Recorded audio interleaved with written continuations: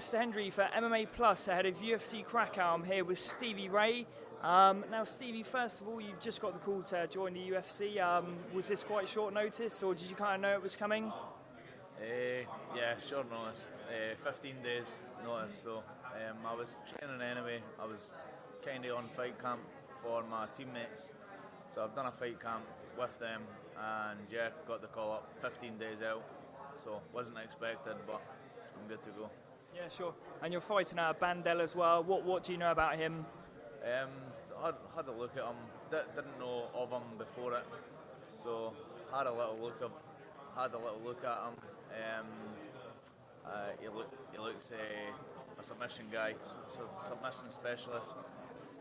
BJJ brown belt, good in the ground, good at the leg locks, and obviously he's in the UFC, so he'll be kind of all-rounded everywhere. Yeah. And you obviously had a lot of success in Cage Warriors. You were their lightweight champion. They've gone on a bit of a hiatus recently. Where do you see the future for Cage Warriors? I'm not totally sure what's going to happen. Just need to wait and see, but hopefully it's not the end, because Cage Warriors was a sort of good promotion and looked after well and stuff, so hopefully someone, takes it over and like I said, yeah, it's good for people like me to get out there and up and coming stars. So yeah, because I think Graham Boylan's someone you know very well. I think he's your manager. What was it about him that made the organisation so successful? Because they had a lot of success in terms of getting a bit of exposure in America. What was it about him that made it so successful? I'm not totally sure, but ever since he's taken it over, it's just went that step ahead. I think the amount of shows that he put on and bringing all these fighters in from all over the world and just putting on really good shows and obviously had the TV deals to let people see that Cage Warriors was right up there with the top. Yeah, sure. I know you've been training at TriStar recently with the likes of Faraz Zahabi. How's that been going? I was training, I've not been in a little while, but the last time I was there for 6 weeks. Yeah, it was good. Basically, really good training, really good training partners, and I enjoyed it. I was in the TriStar dorms, so I met some people over there and became friends, and still speak to this day some of the guys, and yeah, it just felt like being at home. It was really welcoming and became part of the team, so I'm looking forward to going back over there maybe sometime in the summer. Yeah, that's cool. So have you been training predominantly just at Dinky Ninjas for this fight then, have you? Yeah, just been training at home. Like I said, two of my main sort of high-level teammates were just fighting a couple of weeks ago, and we've got guys fighting all the time, so I've been training, been in fight camp, and then the last 2 weeks just stepping it up for the late replacement.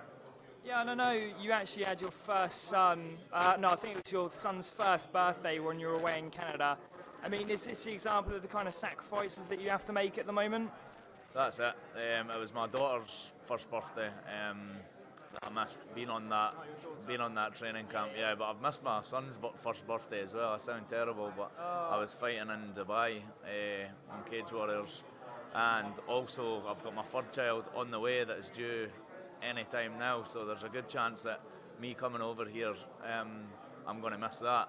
I could get the phone call or a text saying that I've got my new daughter has been born, so that's kind of the risks and the stuff you have to do. I just need to take it out on this guy if I do. Exactly. Yeah. I mean, does being a father sort of change how you think about MMA? Because it's a lot more responsibility now, isn't it?